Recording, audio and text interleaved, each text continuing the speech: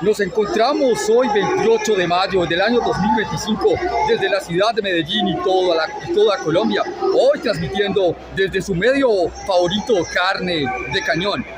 ¿Por qué es importante decir sí a la consulta popular y apoyar a nivel nacional dicha consulta? Es muy sencillo, porque las causas de la pobreza y de la inseguridad son causas multifactoriales en Colombia, son causas de raíz, ya que si las familias no tienen los suficientes ingresos, no hay consumo suficiente, no hay enriquecimiento para las empresas y no hay una libre circulación del dinero como la debería abrir. Por lo tanto, no se fortalece las economías del país, no se fortalece tampoco la calidad del estudio, ya que un docente mal pago y un trabajador mal pago, sin horas nocturnas, sin dominicales, sin festivos, es un trabajador que no está motivado, no estará motivado ni dará rendimiento. Entonces es muy importante lo que se está jugando. Por eso es tan vital el apoyo a nivel nacional. Los invito entonces a que revisemos muy bien que esto sí afecta también a las comunidades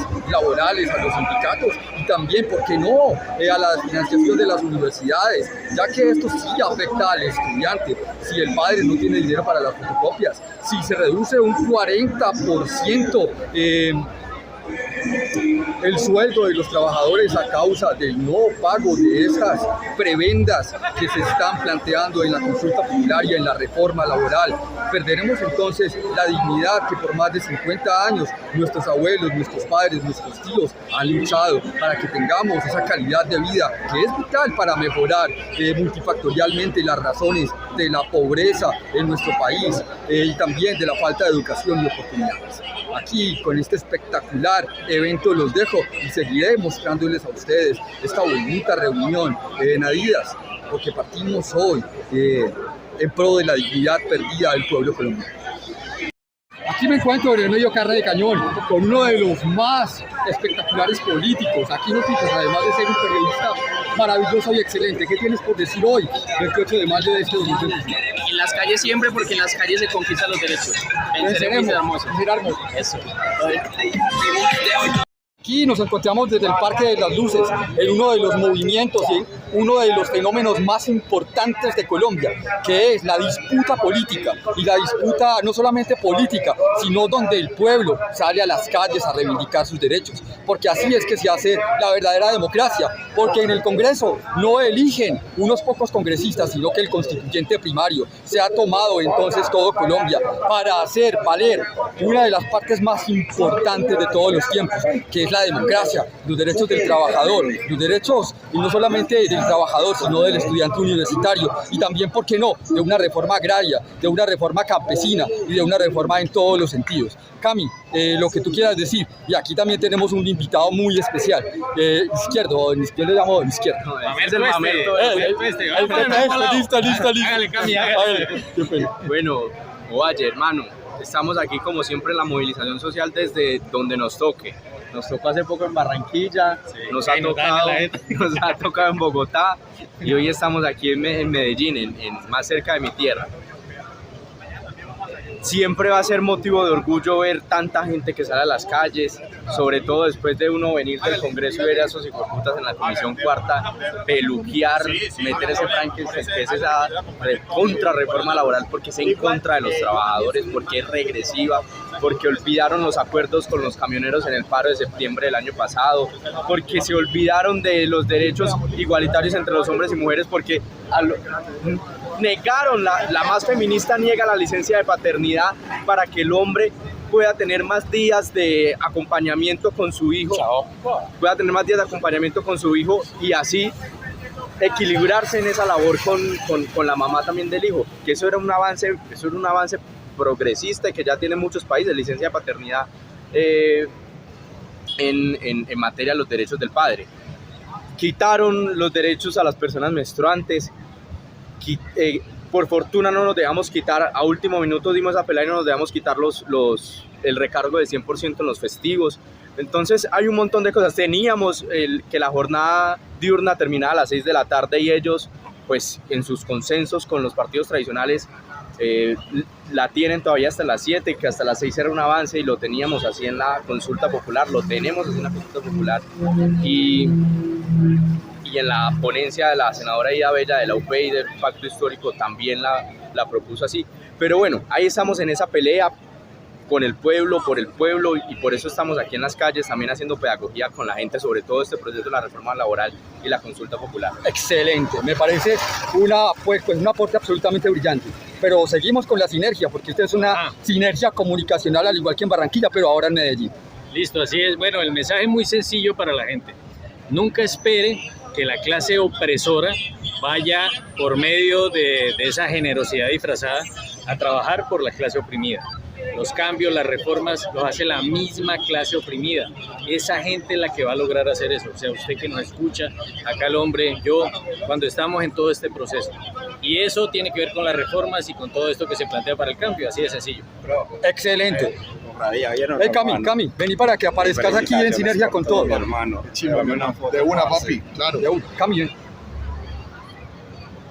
Aquí nos encontramos con uno de los grandes y sí, es mucho más grande que yo, pero no solamente eso. Nunca. Pero bueno, en altura sí, pero... Si algo somos todos nosotros y nosotras es iguales. Sí. Nunca se permitan a sí mismas que les hagan creer, por ejemplo, que los líderes de los clanes políticos son más que ustedes, porque eso es falso. Pero tampoco se crean a sí mismos más que otras personas. Todos somos iguales, eso es un principio humano, pues. Gracias, muy amable. Parce, gracias, listo.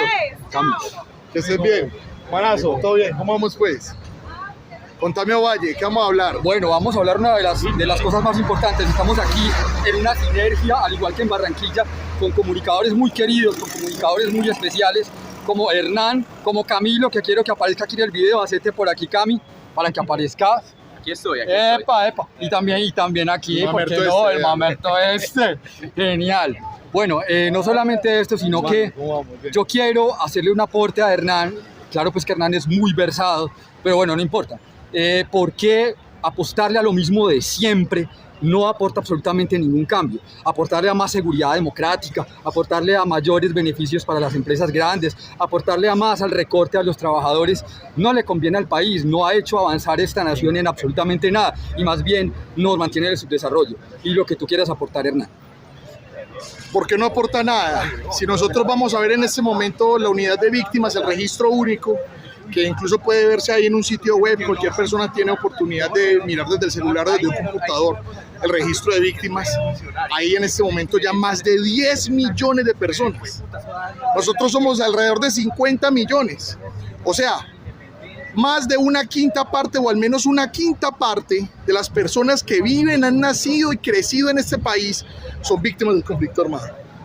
En otras palabras, si nosotros vamos a ver las familias de esas 10 millones de víctimas y las familias de las familias, queríamos decir y tendríamos que concluir en que todos somos víctimas del conflicto armado.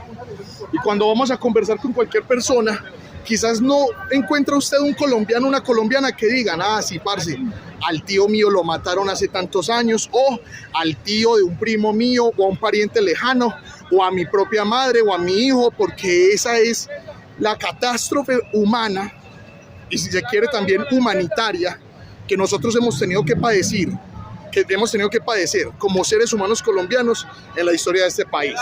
Y eso significa muchísimas cosas. Entre otras cosas, la principal es que no podemos seguir retrocediendo, porque irnos a las políticas neoliberales que incluso han servido a la privatización y tercerización de la guerra que Estados Unidos nos ha impuesto, es seguir viendo que a futuro no vamos a ser 10 millones de víctimas, vamos a ser 20 o 30. Por eso es que hay que cambiar, hay que poner un punto final a las formas en cómo se han asumido las diferentes decisiones políticas y sociales en este país, para decir, no, parce, hay que ponerle un pare a las cosas porque no van bien. Y solamente para ver que no van bien, miren el registro de víctimas que les comenté. Eso es un dato que sirve como ejemplo para entender, no podemos seguir en el mismo ciclo. Y este gobierno ha intentado desde muchas estructuras desdecir ese ciclo, pero no bastan 4 años para desdecir 200 otros años más. Y ese proyecto político hay que seguirlo nutriendo, hay que seguirlo criticando, disputándonoslo, peleando y fue madre, haciendo parte del proyecto.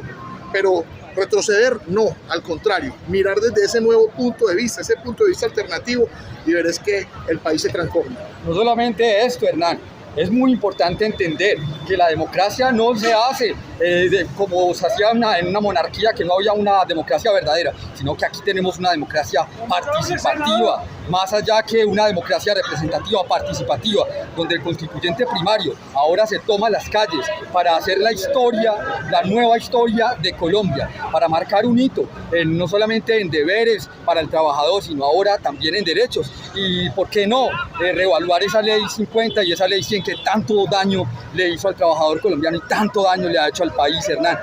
Por eso es importante saber que de ahora en adelante el futuro es brillante, es abierto y es libre y democrático para toda nuestra bonita nación.